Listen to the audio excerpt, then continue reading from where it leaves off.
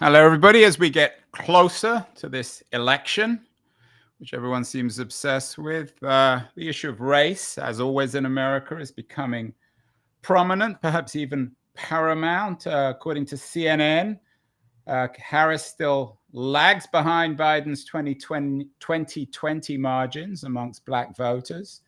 And she believes, or at least CNN believes, that she has room to quote unquote grow. Apparently, young voters, this is at least according to NPR, are becoming more quote unquote conservative than their parents, whatever that means.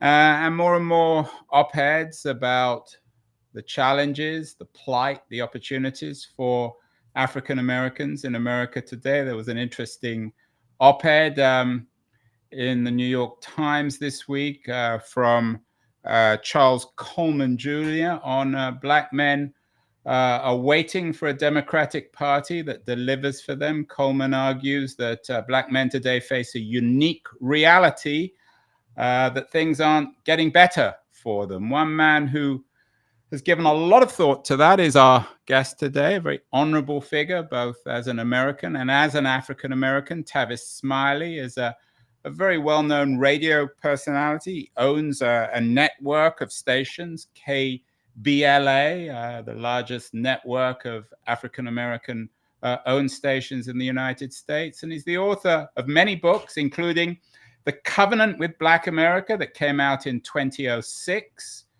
The Covenant with Black America that 10 years later, that of course came out in 2016, and a third volume in this series, Covenant with Black America, 20 years later, that came out in August of this year. And he is joining us from Lamert Park in Los Angeles. Long introduction, Tavis. Thank you so much for coming onto the show.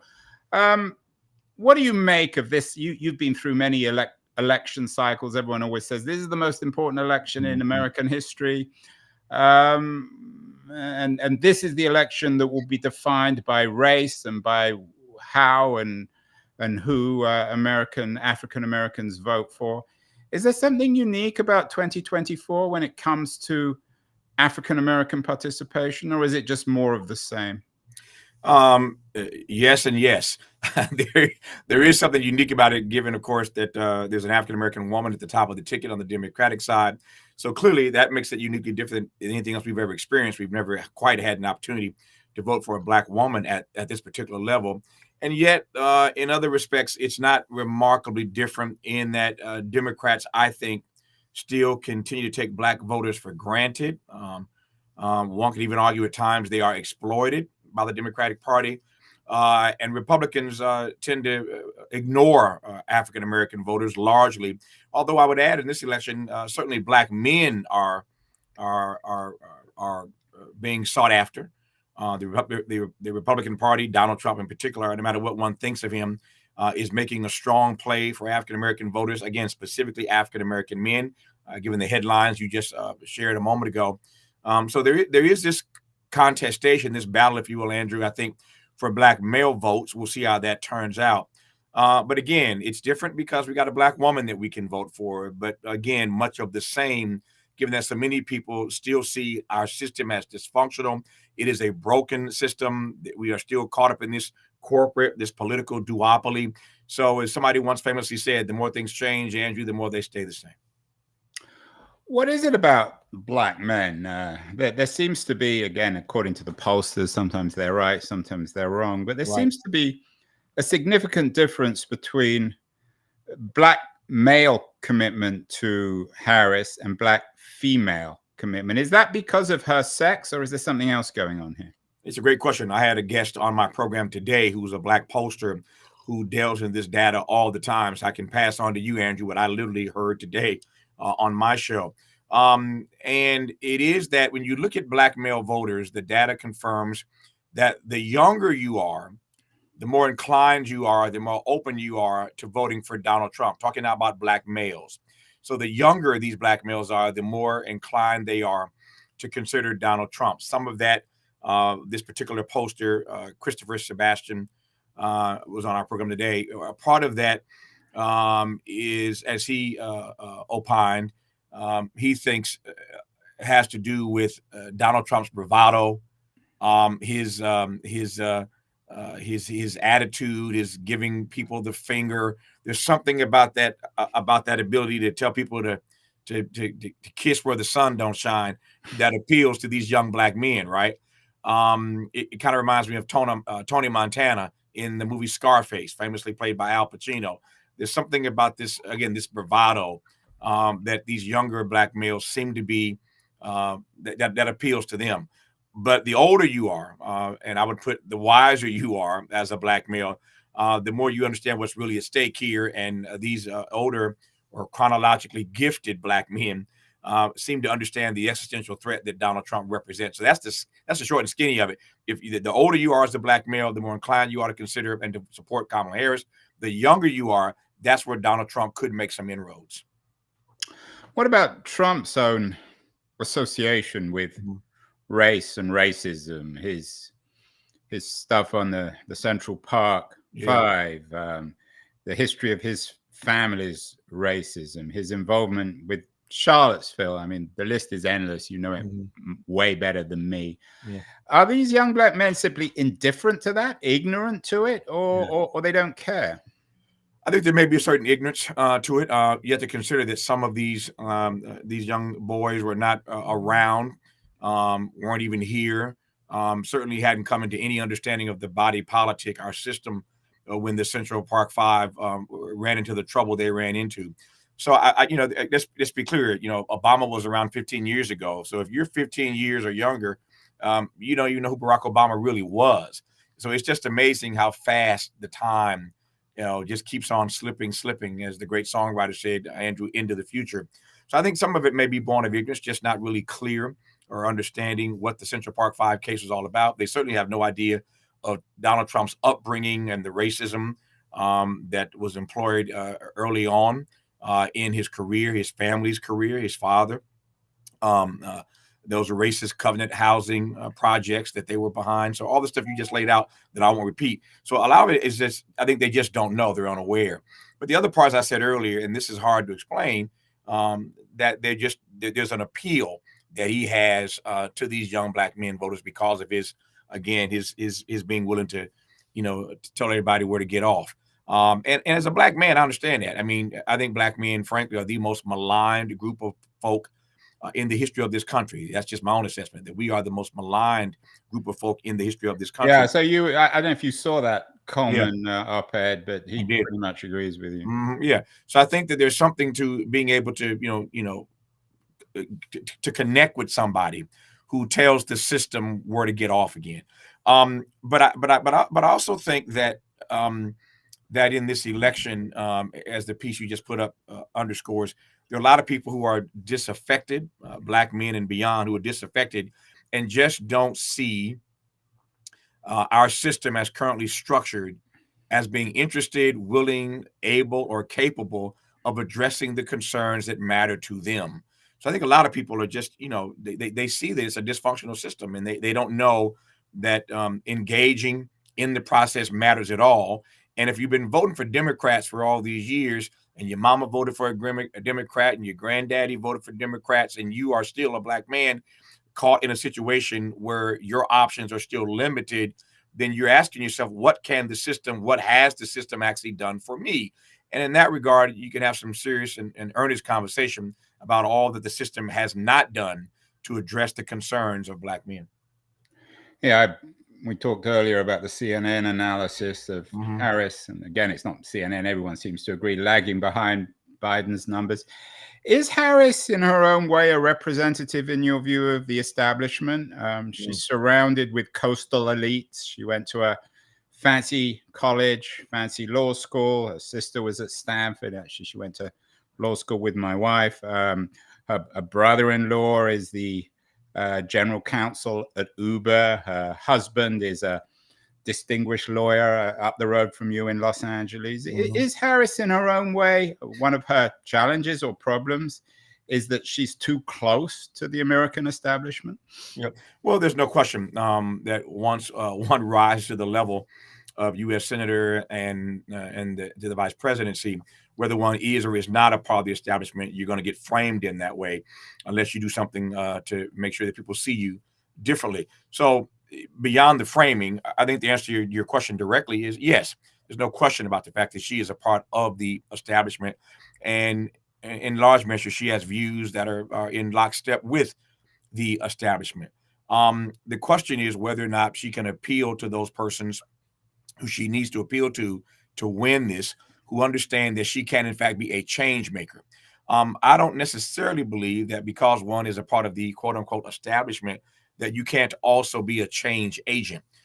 Because you're on the inside doesn't mean that you can't understand the concerns and the plights, the frustrations, the fears, the angst of those on the outside, and use the bully pulpit that you have to make life better for those, again, who have been disavowed, disaffected, and frankly disenfranchised by the system. So the question is, can she make that connection? She certainly is part of the establishment now, but her upbringing was modest. Howard is a great institution, but there are a lot of Black folk in this country who went to Howard, went to other HBCUs. So in some, she's a member of a Baptist church. Many Black folk belong to Baptist churches. She's a member, obviously, of the Divine Nine. I'm a Kappa. She's an AKA. So in so many respects, her life experiences, her journey is not altogether different than many Black folk in this country. So she certainly has that to call upon. The question is whether or not you have been co-opted by the system, whether or not as a part of the establishment you've been corrupted. And if you've been co-opted and been corrupted, then again, not much I think ought to be expected of that person if and when they're running for high office. So I don't know if she can, sell her story effectively. I think there are moments where I think she's approached connecting with everyday people with the telling of her story. But if I had one, complaint about her campaign, the way it's been run, and given the short runway she's had, I think all things considered, she's run a pretty decent campaign. But I don't know that she has, succeeded as wildly as she needs to, as successfully as she needs to, Andrew, when it comes to sharing her story, connecting with everyday people. I think there's a lot of work to be done in that regard in the weeks that we have left. That's faint praise, damning Tavis. I think a lot of people might agree with you. Yesterday on the show, we had my old friend, Berkeley professor, Arlie Russell Hothchild. I'm sure you're familiar with her work. Her new book, Stolen Pride, Lost Shame and the Rise of the Right, is a book about her experience amongst white radicals, neo-Nazis, conservatives in Kentucky. The shame and anger that she finds there, do you think in some ways it's not that different from the shame and anger that one might find amongst young African Americans in America today? Hadn't thought about it in that way, but it is a fascinating frame, an interesting parallel, and I think you may be onto something. I'm noodling the question even as I'm answering it. I think you might be onto something. At the end of the day, I think that too many young Black men in this country have never lived in a nation that they believe cares about their humanity and their dignity. And that goes a long way toward people feeling that sort of shame and anger that you referenced a moment ago. If you're, let me put it this way. I remember this from years ago, Andrew. I gave a lecture somewhere many years ago, and I posed this particular question that night. I said to the audience, if I were to ask you, it's a largely Black audience, tell me who you believe in the culture. I'm not talking about your mom and your daddy or your grandparents. Tell me who you believe in the culture loves you enough to die for you. Just give me one or two people who you believe in the culture love you enough to put their life on the line for you. And there was silence in this massive hall with hundreds of folk who turned out to see me on this particular night. I said to the audience then, go back 50 years, go back 75 years, go back 100 years. And if we were to ask that question of a room full, an auditorium full of Black people then, who you believe in the culture loves you enough to die for you, to put their life on the line for you, there'd be a much longer list. Martin King would be on that list. Malcolm X would be on that list. Rosa Parks would be on that list. Don't get me started. I could do this all day long. If you go back 50 years, 100 years, there were black folk who other black folk believed, loved them, and cared enough for them and about them to literally put their lives on the line. You ask a young black person today who loves you enough, who respects your humanity, who revels in your dignity enough to put their life on the line for you, it's a very, very, very difficult question to process, and the answers are nil. I say all that to say that if these young black men today, young black folk today, feel that way about the culture, that there aren't folk in black culture who they believe would put their lives on the line for them, for their best interest, then you can clearly see that with regard to the body politic writ large, they don't have any evidence that this system, as currently structured, cares much about them, their humanity, or their dignity. Does that make sense? It does. You, as I said, you own a network of African American radio stations, KBLA. Your tagline is unapologetically progressive. You're a man on the left. You're a progressive. Are you a populist? What's your feeling on populism, Tavis? We've done shows on progressive populists like Thomas Frank. I'm sure you're familiar with his work, who's nostalgic for a moment back in the last decade of the 19th century, first decade of the 20th century, where there was a spark of a populist movement which united whites and blacks. Was that a moment in American history that we should be nostalgic for? And is your progressivism, is it also a kind of populism? And how would you describe your relationship with populism? Yeah, it's a great question. Let me answer it in three ways. Number one, I think that in many respects, nostalgia can be overrated. Number one, I'll just put it that way. Number two, I always have difficulty with terms because in the world that we live now, these terms are so amorphous. And I think that these terms end up being whatever people define them to be. So I'm not so sure that I'm operating off of a singular definition when it comes to populism. I can tell you what I believe. That the third part I can answer for you. I can tell you what I believe and what I mean when I use the word progressive. So I'm glad you asked the question. And it's very simple for me.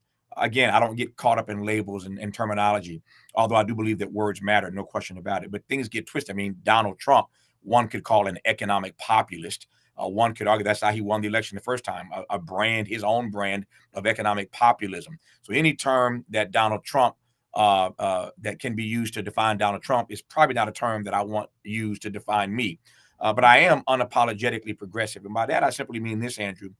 Progressivism for me simply means two things, or a few things. One, that everybody is worthy, equally worthy, just because. It's not about where you went to school, how many degrees you have, how much money you make, where you work, what kind of car you drive, what kind of neighborhood you live in, all these ancillary factors that we use to define who's worthy, and who's not worthy in our society. For me, it's not about that. I believe that everybody, every human being is worthy, equally worthy, just because. Everybody's somebody's child. Everybody is somebody's kid. And because of that, we all have the same worth and the same value. Imagine then if we could take that definition that everybody is worthy just because and enact that into our policy conversations. If we truly believe that every American, every fellow citizen was equally worthy just because, that means everybody then has a right to an equal high quality education. If we really believe that, then everybody has a right to live in a safe environment, not next to toxic dumps and where black and brown babies end up more likely to have asthma, et cetera, et cetera. If we truly believe that everybody was worthy, equally worthy just because, then everybody has access to universal health care. I can do this all day long. I'll stop. You take my point. So the first definition for me of the kind of progressivism I want to advance is that every fellow citizen is equally worthy just because, full stop. Secondly, when I call myself a progressive, I mean to suggest very, very, very simply and unapologetically again, that I want the same thing for everybody else's kids that I want for my own kids. And we talk a good game in this country, but I don't know that we yet live in a nation where people truly want everybody else's kids to have the same access and the same opportunity as their kids. That's why class obviously is such a significant issue in this country and in our politics these days. But that's what progressivism means for me, that I want to advance an agenda. I want to raise issues. I want to advance solutions that will level the playing field for everybody's kids in this country. And every child in this country ought to have access. I'm not judging outcomes, but when it comes to education or any number of other issues, too many of our children in this country don't start at the same starting line. And so, again, it's not about judging outcomes, but for me, that's what I mean when I talk about my brand of progressivism, if that makes sense. I take your point, Tavis, on nostalgia. But when we look back, your vision, your ideal of this just because everyone has the same starting point, are there moments in the past, FDR perhaps, Lyndon Johnson, JFK, Barack Obama, where that just because was closer than it is in 2024 in America? Yeah, it's a great question, Andrew. I think that if one looks at it historically, FDR certainly made was Herculean effort to try to level that playing field with his New Deal and all those various public works programs that he had. So FDR certainly made a good down payment on that. I think that LBJ initially with his war on poverty, as you may know, I'm a King student. I regard Dr. King as the greatest American this country's ever produced. Of all the books I've written, my favorite book is probably my book, Death of a King, looking at the last year of Dr. King's life. But you can't talk about King without talking about. Yeah, and that was a 2014 book, Death of a King, the real story. No, thank you. You can't talk about King without talking about his relationship or lack thereof later, years later with LBJ. They split, of course. King split with LBJ over the war in Vietnam. But he split in part because LBJ had started out promising a war on poverty. And so long as he was focused on that war on poverty, one could argue that LBJ did his part to sort of level that playing field, say nothing of the seminal legislation that he passed and signed, the Voting Rights Act, Civil Rights Act, as we all know. So there were, to your question, Andrew, there were moments, I believe, in the LBJ years where he was making great strides at doing his best to level the playing field. I am not so sure that since the days of LBJ that we've had any president, quite frankly, focused in on the least of these in the way that we should. And for me, and you mentioned, you put that slide up a moment ago, you saw a book on that slide called The Rich and the Rest of Us, a book that I was honored to write with my friend Cornel West, Dr. Cornel West.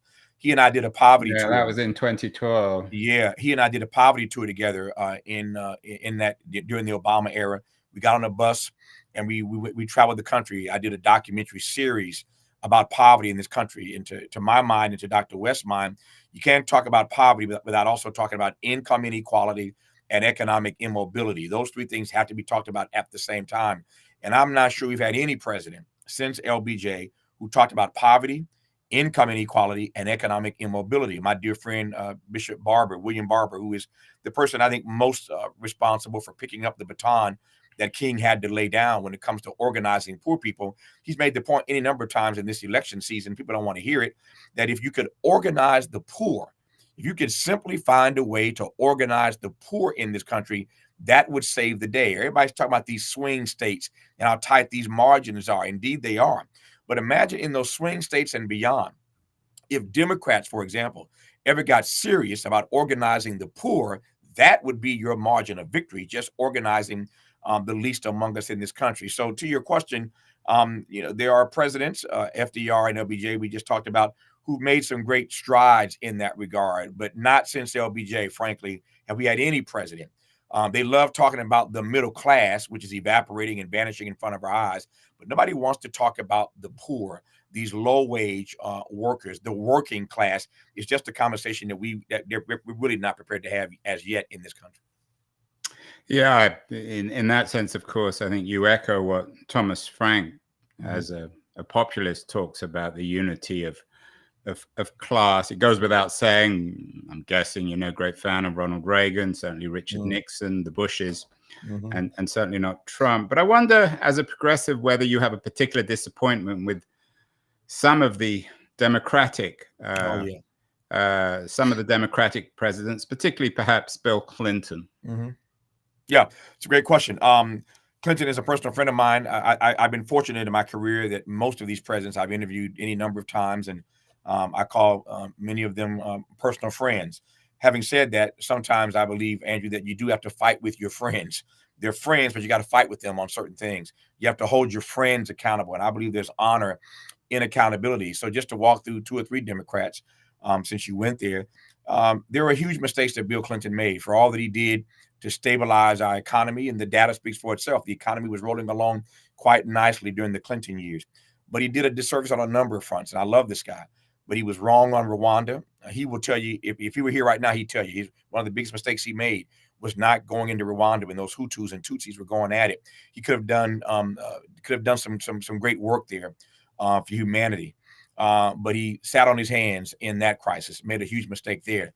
Bill Clinton has apologized publicly a couple of times, I think, for his crime bill. It was a racist crime bill when he signed it. You had to get caught with 100 times more powder cocaine than crack cocaine for the same sentence. We all know that cocaine was used in the suites. Crack is used in the streets. It was a racist policy that crime bill was when he signed it. I could go on, but there are other mistakes that Bill Clinton made as president. Again, to quote my friend Jesse Jackson, these persons are public servants, not perfect servants. So Bill Clinton clearly made some mistakes, say nothing of moving the Democratic Party to the center with that DLC, the Democratic Leadership Conference back then. Big mistake. And he was wrong on welfare. There were, Marion Wright Edelman, the great founder of the Children's Defense Fund, was very close to the Clintons, but they fell out over Clinton signing that welfare reform bill. We called it a welfare deform bill. Marion Wright Edelman's husband, Peter Edelman, resigned the Clinton administration over that issue. So clearly there was damage done in the Clinton era, and our prisons filled up so swiftly with black men because of that racist crime bill. Bill Clinton was wrong about that. You fast forward to Barack Obama, and the reality is that even after the Obama era, and there were those, as you recall, Andrew, who suggested that his election would usher us into a post-racial America. That didn't happen. But black people in particular still lag far behind in every single leading economic indicator category. Things did not get better for black people during the Obama era. It's just a fact. You fast forward then to Joe Biden, and Obama did some good things. I mean, on balance, Obamacare is better than no health care, but in many respects, it's nowhere near what he promised, which was universal health care. It's not what it is. And Rahm Emanuel, as his chief of staff, I think negotiated against their own best interest to just get some points on the board. And Obamacare could have been a lot stronger. And as you recall, they almost abandoned it. It was Nancy Pelosi, then the speaker, who had to go to the White House and basically cuss them out and tell them, oh, no. I've worked way too hard to wrangle these votes. And we are going to have a vote on health care if no Republican comes with us. And as you recall, no Republican did, but Nancy Pelosi is the one we should thank for not letting that fight die as the Obama administration was really negotiating against itself. But Joe Biden, finally, our current president, has been great on symbolism, specifically for African-American people. The symbolism has been amazing. But we've been wanting to some degree on the substance. It's hard to argue with a black defense secretary, a black UN ambassador, a black vice president, a black woman on the Fed, a black one on the U.S. Supreme Court. All that stuff matters. Don't get me wrong. Symbolism matters, but substance matters more. And so in many respects, Joe Biden has not been as nearly as progressive as many of us would have hoped or wanted him to be. So again, even with Democratic presidents, that's why you have to hold people accountable, because left to their own devices, they end up being garden variety politicians and not statesmen. Tavis, we've talked about the fate of black men in America, and you've suggested that things haven't changed dramatically. We have a black woman now running for president. I know this is a hard generalization, or this is a generalization which would be slightly absurd, but in overall terms, you're a man who's been watching America now for many years. Has the experience of black male America and black female America, are they different? Mm. That's a hard question. That's a good question. It's a hard question. I don't know that I'm qualified to Well, to you're as answer. qualified as anyone. Yeah. I I think that black men have suffered to some degree, um, in part because there are forces outside of the black community who have used any number of opportunities, excuse me, to pit black men against black women. Here's what I mean by that. In this era of affirmative action, which now has been wiped out by the U.S. Supreme Court, in this era of DE&I, which is now being pushed back upon by forces on the right, um, there is this terminology that you're familiar with called a twofer. And so, in corporate spaces and hiring, if you hire a black woman, you get a twofer. You've hired an African American and you've hired a woman.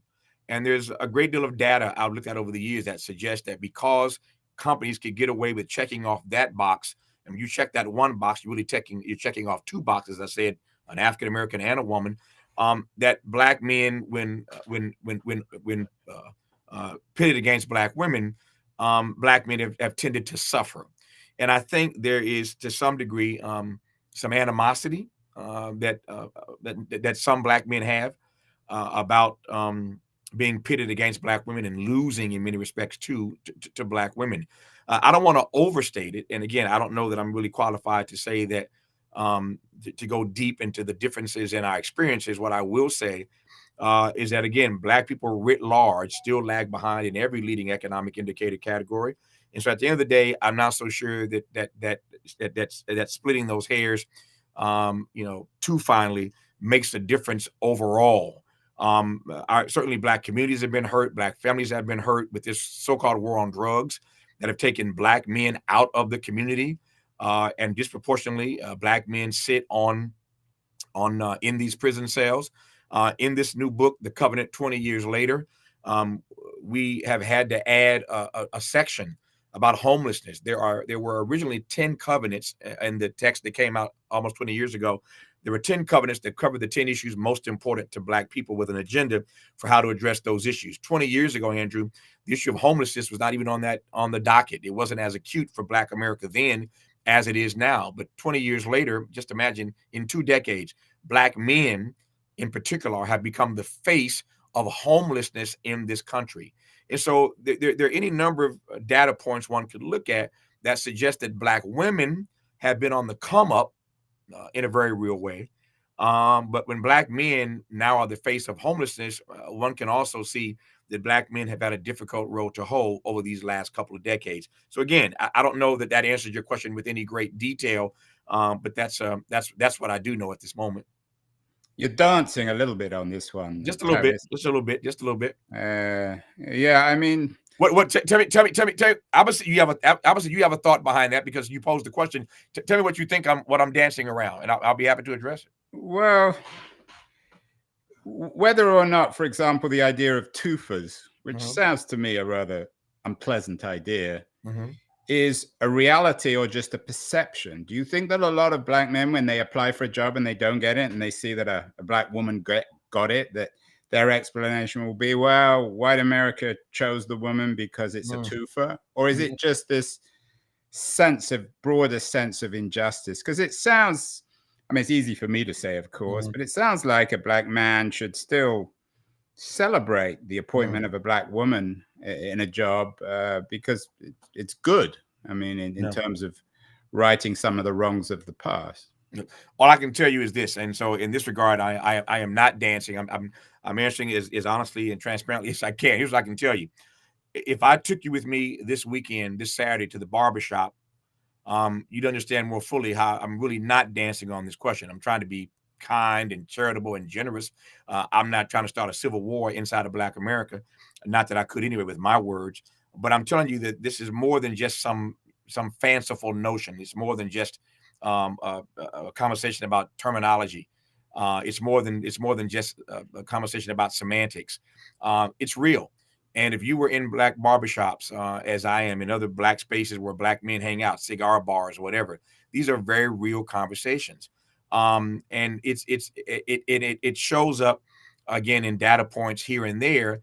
And again, we're family. And you're right. We should essentially all be rooting for anybody. If you're black, you should be rooting for everybody black. And I think generally speaking, that is true. But I'm telling you, not what I heard, but what I know, that there is a rub. There is a rub that some black men feel about the ways in which they believe that black women have been advantaged while black men still suffer in a variety of ways. And that's what those headlines are talking about, those articles you posted up earlier. Yeah, next time I'm down in LA, Tavis, I'm going to take you up on that offer to Okay. come with you to a black barber store. Okay.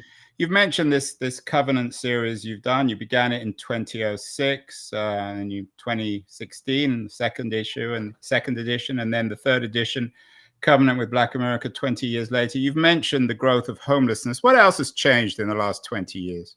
Yeah. The more things change, the more they stay the same. Certainly, the issue of police brutality, police misconduct, is as acute now as it ever has been. And in the book on the issue about the covenant about police accountability, I allowed someone to write that essay. There are all new essays in this book 20 years later. The essayist in that chapter, in that covenant, is Dr. Melina Abdullah. She teaches at Cal State LA, and at the moment, she happens to be Cornel West running mate as an independent for the White House. But Melina Abdullah was assigned this project before she became a candidate running for vice president. And she and others in the Black Lives Matter movement, and even beyond, as you all know, have raised this issue of defunding the police. People don't like that phrase, defunding the police. Joe Biden took it on in one of his State of the Union addresses and said, "No, we will not defund. We will increase funding for police." So even the president of the United States has taken on this notion of defunding the police. And so there are a lot of people who think that notion is not the answer to the prayer, as my grandmother might put it. And I would agree with that. I don't think the answer is necessarily defunding the police, but there is this notion that police have so maimed and so harmed black communities. There's a conversation about whether or not we really need the police and how we rethink the notion of policing in our communities. So that conversation is as hot as ever.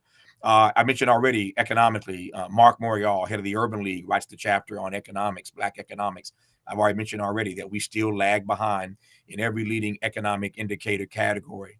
On the environment, there's a chapter, of course, one of the 10 covenants about the environment. I'm in the midst of a $2.5 million climate justice campaign, 12-month campaign here at my local station in LA, where we're trying to raise this issue higher on the agenda for the community, our community, who's most suffering most from these climate catastrophes, these climate maladies. Clearly, things have not gotten better for black folk when it comes to the environment. They've not gotten better for the country writ large, as evidenced by all these hurricanes and fires, et cetera, et cetera. Global warming, climate change is real. But the victims of these climate maladies happen to be black people mostly. And so that hasn't changed. So there are a number of things that really have not gotten much better. As I said, a lot of symbolism over the last 20 years. I think if you were to ask black people in a random poll, survey, or study what they regard as the greatest achievement of black people in the last 20 years, they'd probably say reflexively the election of Barack Obama. But that's my point, that there's got to be more than symbolism. Now, the way to address, you didn't ask this, let me just jump ahead. The way to address these things that have not changed for Black America in the years to come is to have public policy targeted and directed at the people who most need the help. So if black people are suffering in these unique ways, if we're disproportionately impacted by all of these tragedies and by all these challenges that our country faces, it seems to me that the answer very simply would be to target public policy proposals at the communities who most need it, and that would be in many respects African American people. The problem with that idea, as good an idea as I think it is when you present an idea like that to Barack Obama and you say, "What's your black agenda?" Barack Obama shoots back at you right quickly, as he did any number of times, that I'm not the president of Black America. I'm the president of all of America. And I suspect that if Kamala Harris wins, she will say the same thing. I'm not the president of Black America. I'm the president of all of America. And so this notion of how you go about targeting and directing public policy specifically to those persons who most need it is a vexing reality. I'm surprised, Tavis, that you haven't mentioned Black Lives Matter as an observer, but not an expert in this area.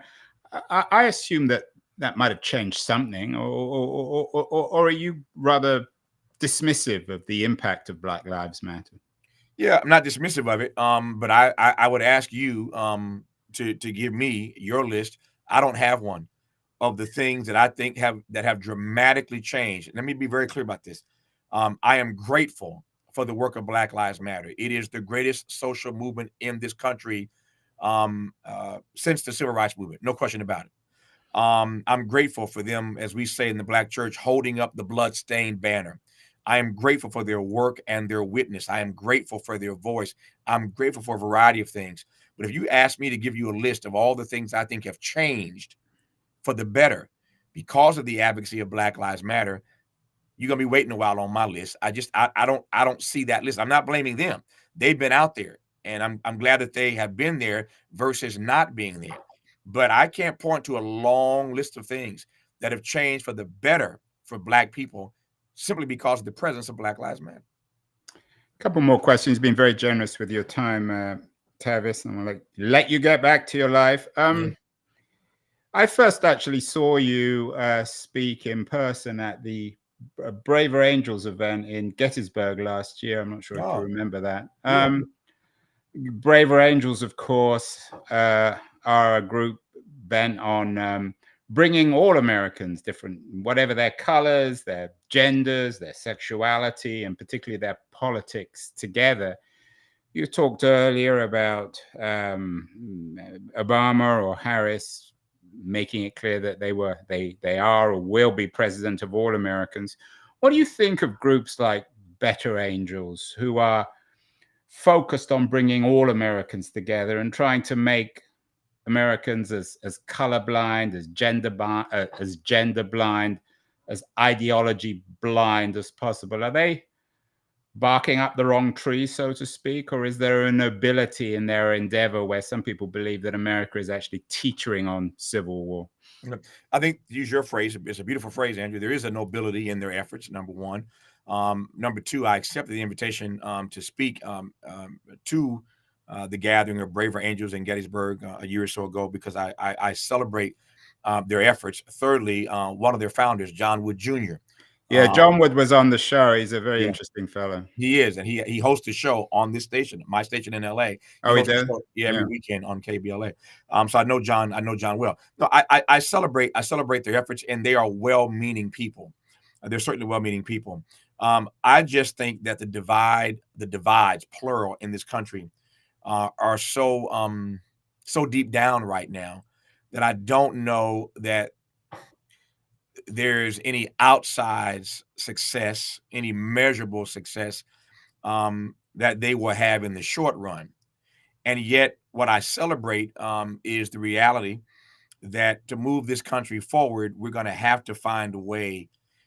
If this democracy, or as I call it, an experiment in democracy, I don't believe we're quite a democracy yet. I believe that we have a Madisonian framework for democracy, but we're not quite there yet. In fact, if we had more time, you and I could debate, maybe not even debate, but perhaps agree that we are an oligarchy or a plutocracy, anything but a democracy. But having said that, if this experiment in democracy is to advance, we cannot stay as divided as we are. So I celebrate anybody who is searching for common ground. I still believe that there are many more things that connect us as Americans than divide us. I'm just not sure how much success they can have in the short run, but I certainly celebrate their outreach and their efforts. Final question, Tavis. You've talked about changing America, going back to the founding fathers, of course, who built a supposed democracy around slavery. Mm-hmm. Is the only way to really get beyond the issue of race, if that's possible, maybe it isn't possible in America, is to address the issue of reparations? Where do you stand on that when it comes to reparations and slavery, and perhaps even reparations and the Jim Crow America that existed for 70 or 80 years after, or even a century after the end of slavery? Yep, another amazing question. Let me start with this. Racism, I believe, and have said many times, I believe that racism, Andrew, is still the most intractable issue in this country. One could certainly add to that list a number of things: poverty, climate. It seems now there's a long list of issues that may be intractable that we're just not gaining ground on, and maybe they're not all intractable. Maybe it's that these are issues that require more will than skill. I think we have the skill as Americans. We just don't have the will. So maybe they're intractable because we make them intractable, not because they are that inherently. But that being said, I believe that racism is still atop that list of the things that are most intractable, the things that we just cannot seem to wrap our brains around, in part because we don't want to tell the truth, as you did a moment ago, about how this country came to be in the first place. So there's an aversion that we have to just being truth tellers in this democracy. And so the question of the question of whether or not we can ever make progress on the race question, it's still an open question. As you know, there are folk historically who just gave up on America, just didn't think America had the capacity to do it. I'm talking now about W.B. Du Bois. I'm talking now about James Baldwin. I'm talking now about Randall Robinson. There's a long list of folk I could give you who just gave up on America ever being able to truly address that question. I'm not quite there yet, but I won't lie to you. As I get more chronologically gifted, I'm having a harder and harder time believing, Andrew, that we can make progress on this question. Finally, to your issue about reparations, do I support reparations? Absolutely. I still think that we have to define what we mean when we use that term. Again, these words have so many, they're so amorphous in some ways. We need a universal, I think, definition of reparations. We don't have a universal definition of that. You and I both live here in California. The whole nation is watching California to see what we're going to do on the issue of reparations. I can tell you this: I've been very, very, very disappointed in Gavin Newsom on this particular issue. He had an opportunity to do something here in this last session of the California legislature, and he, I think, in many ways punted the ball. One could even argue that Black people were exploited by the Gavin Newsom administration on this particular issue. So right now, I'm very disappointed on what we have done or not done, as it were, when we had the opportunity to do something here in California. What that means for the future, I do not know. My sense is that in the next session, the California legislature will come back in. The California Black Caucus will try to do something in the next session, but I think they hurt themselves, allowed themselves to be played by Gavin Newsom in this particular session, and I'm still licking my wounds over that loss. Well, Tavis Smiley, my California neighbor, I'm going to come down to LA and accept your invitation to go to a black barbershop. I'd love it. Continue the conversation. Real honor to have you on the show. Everyone needs to read the new book, The Covenant with Black America, 20 years later. Thank you so much, Tavis. Keep well, keep safe, and we'll have you back on